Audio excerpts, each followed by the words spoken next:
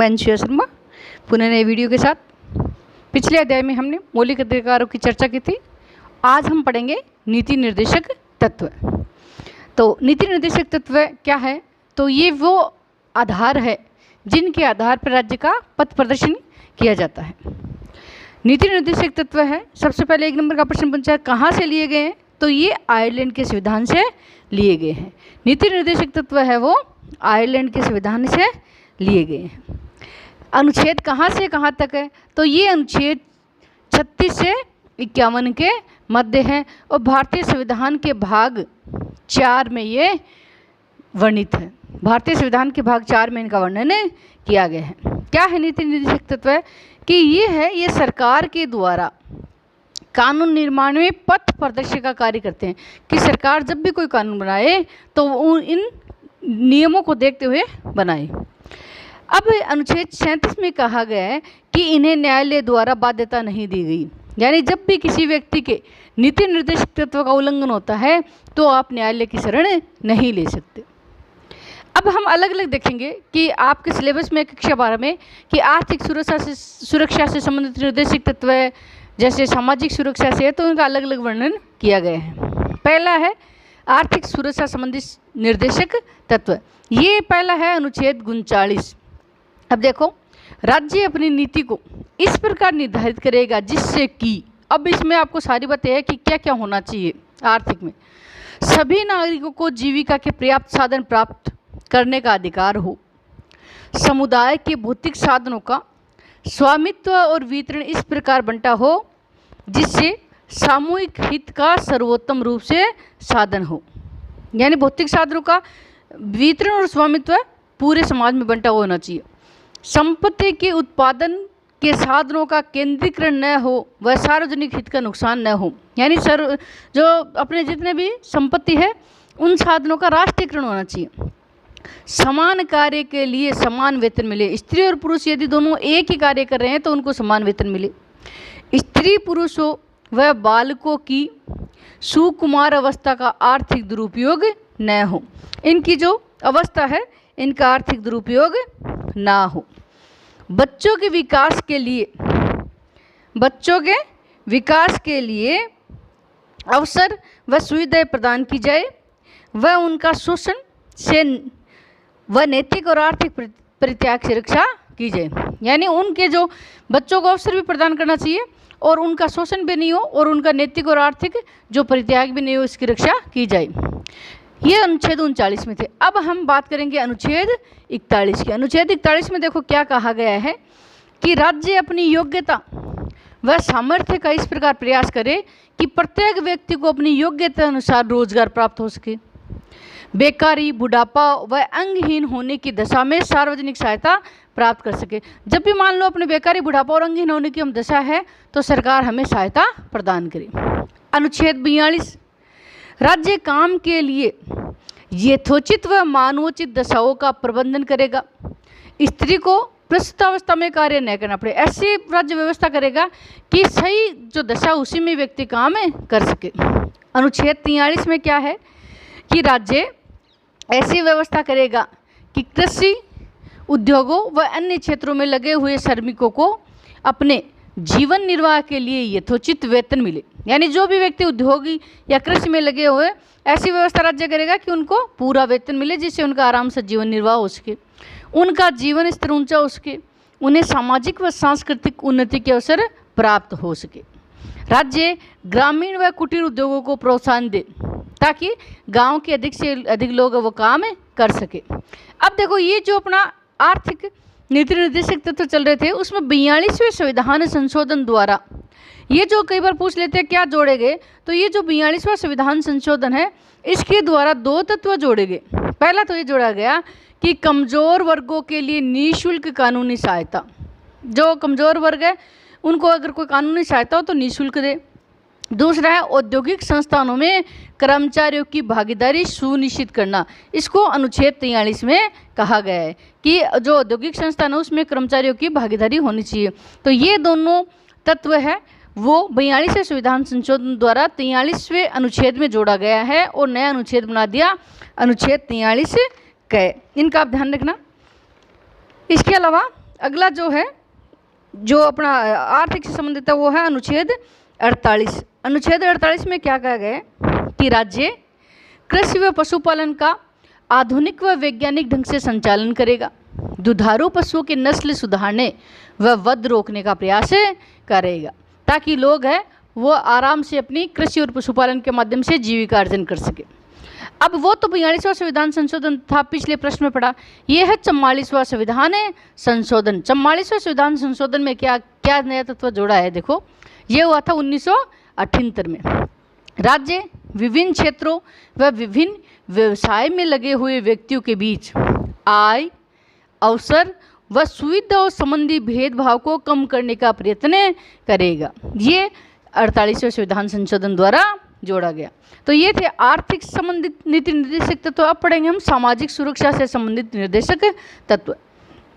अनुच्छेद 44 क्या कहता है, देखो सामान्य नागरिक संहिता बनाने का प्रयत्न करेगा। पूरे देश में सभी नागरिक है वो एक ही संहिता का पालन करें। अनुच्छेद 45 राज्य 6 से 14 वर्ष तक के बच्चों के लिए निःशुल्क व अनिवार्य शिक्षा की व्यवस्था करेगा।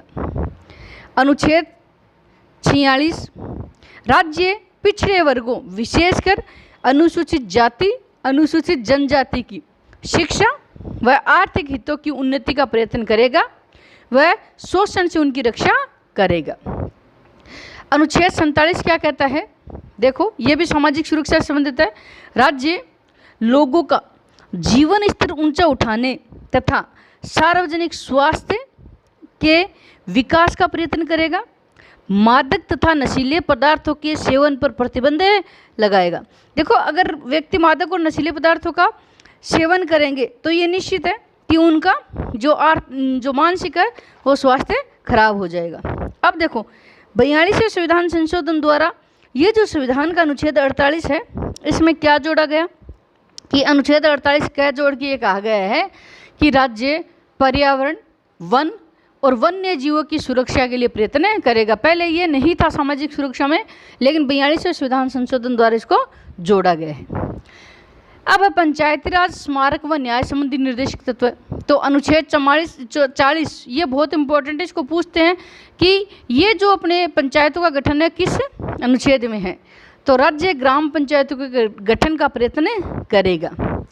अनुच्छेद 49 राज्य प्राचीन स्मारकों, कोई कलात्मक व ऐतिहासिक वस्तु जैसे अपने कोई किले वगैरह हैं या कोई सार्वजनिक स्थान है उनकी रक्षा करें व उन्हें नष्ट करने व उन्हें कुरूप बनाने मतलब गंदा करने व उन चीज़ों को भारत से बाहर भेजने से रोके, इनका निर्यात रोके। अनुच्छेद 50 क्या कहता है, राज्य न्यायपालिका को कार्यपालिका से पृथक करने का प्रयत्न करेगा। तो 3 अपने हो गए। अब चौथा कौन सा जो अपना निर्देशक तत्व है वो है अंतर्राष्ट्रीय शांति व सुरक्षा संबंधी निर्देशक तत्व। ये अपने को दे रखे अनुच्छेद 51 में। अनुच्छेद 51 है वो अंतर्राष्ट्रीय शांति और सुरक्षा से संबंधित है। इसमें कहा है राज्य अंतर्राष्ट्रीय शांति व सुरक्षा बनाने का प्रयत्न करेगा, राष्ट्रों के मध्य न्यायपूर्ण व सम्मानपूर्ण संबंध बनाने का प्रयत्न करेगा, वह विवादों को मध्यस्थता के द्वारा सुलझाने का प्रयत्न करेगा। यदि 2 राज्यों के मध्य या भारत और चाइना के मध्य कोई विवाद है तो भारत उस विवाद को किसी अन्य देश के माध्यम से सुलझाने का प्रयत्न करेगा। अब देखो वर्तमान समय में अपने जो नीति निर्देशक तत्व ये तो थे पूरे। अब इनमें से भारत सरकार ने कौन कौन से निर्देशक तत्व है उनका क्रियान्वयन कर चुका है भारत अभी तक। तो इसमें जो पहला अपना है वो है भूमि सुधार प्रथा। तो देखो 1951 से पूर्व क्या होता था कि जो किसान है वो जमींदारी और जागीरदारी प्रथा के शोषण के शिकार हो चुके थे, लेकिन 1951 में संशोधन करके भूमि सुधार लागू किया जा चुका है। अब तय कर दिया कि जो भूमि को जोतेगा उसी का अधिकार होगा। अब हम जमींदारों के शोषण से मुक्त हो गए। दूसरा पंचायती राज व स्थानीय स्वशासन। ये देखो जो अनुच्छेद 40 हमने पढ़ा था उसी का भाग है कि हमने अब क्या किया कि 2 अक्टूबर 1959 से इसे लागू कर दिया है और 73 और 74वें संविधान संशोधन द्वारा इनको संवैधानिक दर्जा दे दिया गया है। ये भी हमने नीति निर्देशक तत्वों को लागू किया गया है। शहरी और स्थानीय व्यवस्था को इसमें सुदृढ़ करने का प्रयास किया गया। अगला है पंचवर्षीय योजना। तो देश के आर्थिक विकास के लिए हमने नियोजन की प्रक्रिया को अपनाया है और नियोजन की प्रक्रिया के लिए हमने योजना आयोग का गठन किया है और अब तक भारत में 12 पंचवर्षीय योजना है वो लागू कर हम देश का विकास कर रहे हैं। कमजोर वर्गों के कल्याण की व्यवस्था राज्य ने अभी तक, ये नीति निर्देशक तो हमने 46 पढ़ा था, वो भी लागू हो चुका है कि राज्य SC ST मतलब अनुसूचित जाति और अनुसूचित जनजातियों इनके जीवन स्तर को ऊंचा उठाने के लिए आरक्षण की उनकी व्यवस्था की गई है कि उनका जीवन स्तर ऊंचा उठ सके।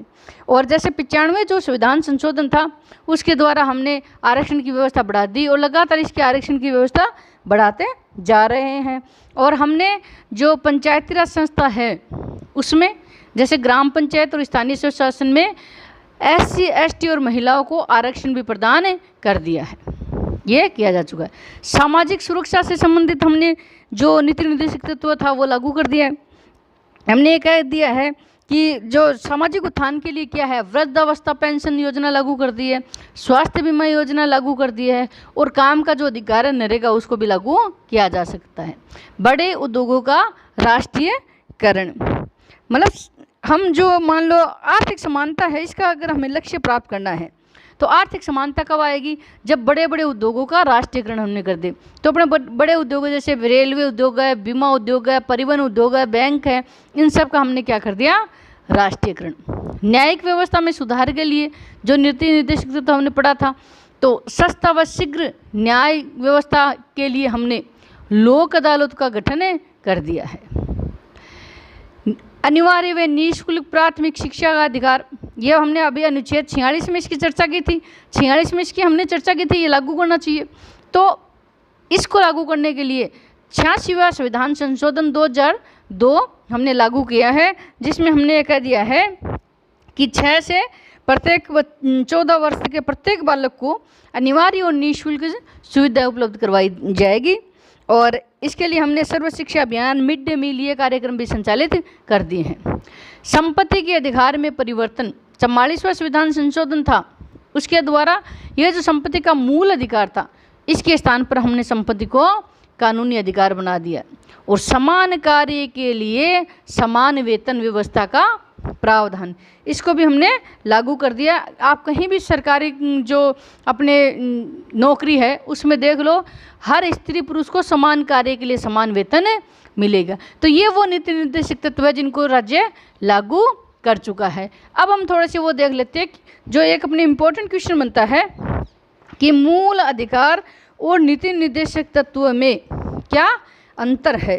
कई बार इस प्रश्न को पूछा है, इम्पोर्टेंट क्वेश्चन है कि मूल अधिकार और नीति निर्देशक तत्व में क्या अंतर है। तो सबसे पहला और इम्पोर्टेंट अंतर है वो है मौलिक अधिकार वाद योग्य है। मतलब अगर आपके मूल अधिकारों का हनन होता है तो आप न्यायालय में शरण ले सकते हो, लेकिन नीति निर्देशक तत्व वाद योग्य नहीं है। यदि आपके नीति निर्देशक तत्व का उल्लंघन होता है तो आप न्यायालय में शरण नहीं ले सकते। मौलिक अधिकार कानूनी अधिकार है, इसको राज्य आपसे लागू करवा सकता है मौलिक अधिकार को, लेकिन निर्देशक तत्व एक नैतिक बंधन है। आप इसको मानो या ना मानो, राज्य आप पे कोई दबाव नहीं डाल सकता। मौलिक अधिकार व्यक्ति के लिए हैं और नीति निर्देशक तत्व राज्य के लिए है। यानी ये तो व्यक्ति के अधिकार है और ये राज्य के लिए पथ प्रदर्शन है। अगला है मौलिक अधिकार राजनीतिक लोकतंत्र का प्रतीक है, मतलब इसमें समानता वगैरह दी गई है। और नीति निर्देशक तत्व है सामाजिक व आर्थिक लोकतंत्र के प्रतीक है। इसमें हमने सामाजिक समानता के साथ साथ लोगों को आर्थिक सुविधा भी प्रदान की गई है। मौलिक अधिकार संविधान के भाग 3 में वर्णित है, इंपॉर्टेंट है ये, और नीति निर्देशक तत्व संविधान के भाग 4 में वर्णित है। मौलिक अधिकार कहाँ से लिए हैं, हमने अमेरिका के संविधान से लिए। और ये जो नीति निर्देशक तत्व ये कहाँ से लिए हमने, ये आयरलैंड के संविधान से लिए हैं। तो ये तो हो गए मौलिक अधिकार और नीति निर्देशक तत्वों में अंतर। अब एक प्रश्न बनता है आपके कि मौलिक अधिकार और नीति निर्देशक तत्वों में आपस में क्या संबंध है। तो जब अपना संविधान बना था तो हमने ये व्यवस्था की थी, क्या व्यवस्था की कि जो ये मौलिक अधिकार है ये और नीति निर्देशक तत्व एक दूसरे के पूरक है। और हमने लोक कल्याण के राज्य के लिए ऐसी व्यवस्था की गई कि ये एक दूसरे के पूरक है। अब देखो अपने यहाँ जो न्यायाधीश थे गजेंद्र गढ़कर, उन्होंने एक बात कही थी कि यदि इन दोनों में कोई गतिरोध हो तो न्यायालय इनमें सामंजस्य स्थापित करेगा, कि यदि इन दोनों में गतिरोध हो तो सामंजस्य स्थापित कौन करेगा? अपना न्यायालय। अब कई बार इनमें संबंध में यदि हम देखते हैं तो सबसे पहले इन दोनों के मध्य कोई गतिरोध आया तो वो गतिरोध था 1967 में। 1967 में सर्वोच्च न्यायालय के सामने एक विवाद आया जिसका नाम है गोलकनाथ विवाद। मूल अधिकार और नीति निर्देशक तत्वों के संबंध में बहुत इंपॉर्टेंट है। इसमें क्या कहा गया कि न्यायपालिका ने मौलिक अधिकारों को सर्वोच्च व संसद द्वारा असंशोधनीय घोषित कर दिया। देखो न्यायपालिका ने क्या कहा या सर्वोच्च न्यायालय ने क्या कहा कि संसद मौलिक अधिकारों में संशोधन नहीं कर सकती, जबकि हमने पढ़ा था भारतीय संविधान का जो अनुच्छेद 368 था, अनुच्छेद 368 में हमने क्या पढ़ा है कि संसद संविधान के किसी भी भाग में संशोधन कर सकती है, और मौलिक अधिकार किसका भाग है? संविधान का। तो संसद संशोधन कर सकती है, लेकिन न्यायपालिका ने क्या कहा कि संसद नहीं कर सकती। उसके बाद में 1973 में न्यायपालिका के सामने एक और विवाद आया, उसका नाम है केशवानंद भारती विवाद। इसमें क्या हुआ था? इसमें यह कहा गया था कि संसद द्वारा संविधान के किसी भी भाग में संशोधन किया जा सकता है। अब किसी भी भाग का मतलब ये जो मौलिक अधिकार है ये कौन से भाग में? ये भाग 3 में। अब ये कह दिया किसी भी भाग में संशोधन कर सकती है, तो भाग 3 में भी संशोधन कर सकती है। इसका मतलब तो ये हो गया संसद भाग 3 में भी संशोधन कर सकती है और मूल अधिकार में भी संशोधन कर सकती है। इन्होंने कहा वह मौलिक अधिकार मतलब संसद जब इनमें संशोधन कर सकती है तो अपने ये जो मौलिक अधिकार है ये किसका भाग? अभी ये संसद का भाग है। तो संसद का भाग होने के कारण, अब देखो ये बात आगे हो रही है कि संविधान में के भाग होने के कारण, भाग 3 है ना मौलिक अधिकार, तो भाग होने के कारण संसद संशोधन कर सकती है। लेकिन इसमें एक बात कही कि संविधान के ये जो शब्द आता है कि किस में कहा गया? मूल ढांचे। तो लेकिन इसमें कहा कि ये संविधान के मूल ढांचे में परिवर्तन नहीं कर सकती। कई बार प्रश्न आता है कि किस वाद में ये कहा गया है कि संसद संविधान के मूल ढांचे में परिवर्तन नहीं कर सकती? तो ये केशवानंद भारती बनाम केरल राज्य के मध्य जो वाद हुआ था उसमें संशोधन नहीं कर सकती। तीसरी बात अपने सामने कब आई? जब हमने 42वां संविधान संशोधन किया था 1976 में। अब देखो ऊपर हमने 73 में क्या कहा है? संशोधन कर सकती है, मान लिया। 42वां संविधान संशोधन में इनके मध्य क्या बात आई कि नीति निर्देशक तत्वों को मूल अधिकार से उच्च माना। यहाँ हम ये पढ़ रहे थे उच्च कौन है? मूल अधिकार है, क्योंकि कोई भी कानून है वो मूल अधिकार का उल्लंघन नहीं कर सकता, नीति निर्देशक तत्वों का उल्लंघन तो कर सकता है। लेकिन इसमें उल्टा हो गया। इसमें क्या है कि यदि नीति निर्देशक तत्वों को लागू करते वक्त किसी व्यक्ति के मूल अधिकार का हनन हो तो वो कानून मान्य ही होगा। अब ऊंचा किसको मान लिया हमने? नीति निर्देशक तत्वों को वापस ऊंचा मान लिया। अब देखो इसके बाद में 1980 में एक वाद और आता है जिसका नाम है मिनर्वा मील वाद।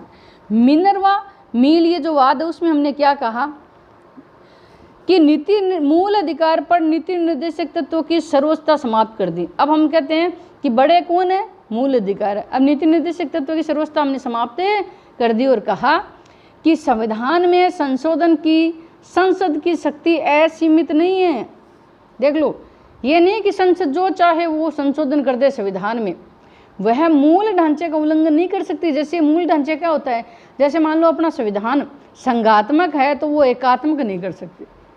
अपने यहाँ संसदीय शासन प्रणाली है तो वो अध्यक्षात्मक शासन प्रणाली नहीं अपना सकती, तो मूल ढांचे का उल्लंघन नहीं कर सकती। तो ये इनका आपस में संबंध है।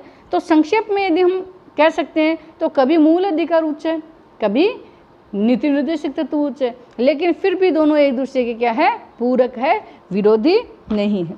तो विद्यार्थियों ये था अपना नीति निर्देशक तत्व से संबंधित चैप्टर। अगले अध्याय में हम मौलिक कर्तव्य का अध्ययन करेंगे।